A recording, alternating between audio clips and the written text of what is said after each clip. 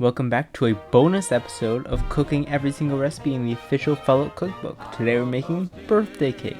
Don't forget to subscribe and vote for what to make next in the comments below.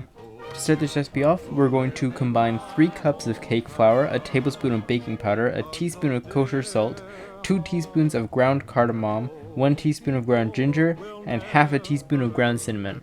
You can just combine that and set it aside. When you do this, you're probably also going to want to preheat your oven to 350 and spray 2 8-inch cake pans with non-stick spray, or just do what I did and butter it.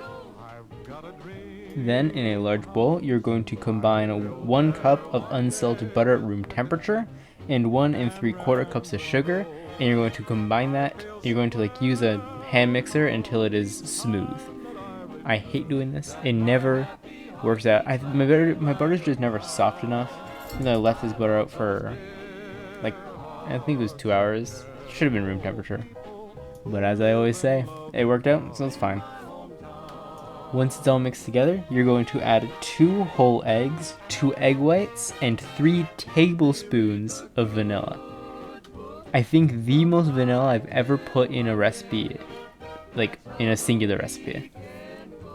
And then you just mix that until it's smooth. Now you're going to mix in half of your dry ingredients until it's all mixed in. Once that half of the dry ingredients is mixed in, you're going to add 1 cup whole milk, mix that all in, then add the other half of dry ingredients, mix that all in, and then finally add half a cup of Greek yogurt, mix that in, and you're done. Now evenly divide them between your 2 prepared cake pans and put them in the oven for 35 to 40 minutes.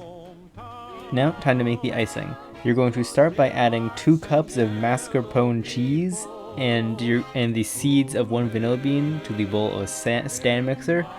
You want the whisk attachment attached. I did not have it attached for the first bit, but it's fine. It didn't work out, but not because of this. I found a recipe to make something similar to mascarpone cheese. Could contribute to the fact that the icing did not work.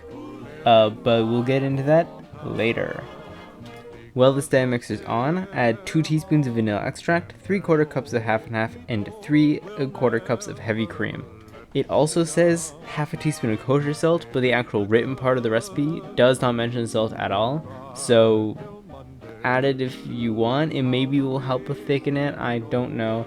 The homemade mascarpone cheese uses butter, but I only had salted butter, so I didn't add the salt because it was already salted. Whole thing. You can leave it out if you want. I don't know if it'll make a difference. It definitely will make a difference, but you can still leave it out because the actual written recipe doesn't mention it. If you want. And then gradually add 3 cups of confectioner's sugar, just like half a cup at a time kind of thing. And then you're going to whisk this until it reaches stiff peaks, which says about 5 minutes. My icing did not thicken at all. I added cornstarch, I added more icing sugar, I added some butter, which is apparently supposed to help thicken the cream cheese based recipes, which I use cream cheese to make the homemade mascarpone cheese. Did not thicken. Best guess, house was too hot. If you live in a warm house, I recommend putting the icing in the fridge for 2 hours before you whisk it, because it apparently might need to be very cold. Have icing in the fridge right now. I guess I can go check to see if it thickened at all. If it didn't, I don't know what to tell you, man. Did not thicken at all. Could be the mascarpone cheese, could be a variety of things. I don't know. All in all, it was pretty good. The icing was not great. The icing tasted good, but it didn't work. We tried also to make a different icing recipe to try and just stick the layers together. That icing also didn't thicken at all. So we had the layers sat on top of each other definitely, and it stuck together a little bit. But I don't know. I don't know what went wrong. I don't know why the icing didn't thicken. If any of you have an idea of why the icing wouldn't have thickened, please comment it, because I'm at a loss here. But it was pretty decent. 7.5 out of 10. This rating is based on the cake that I ate, which probably isn't as good as the actual cake, the cake if the icing thickens. Take it with a grain of salt. Real cake would probably be closer to like 8, 8.5 out of 10, but I'm sticking with the 7.5 out of 10.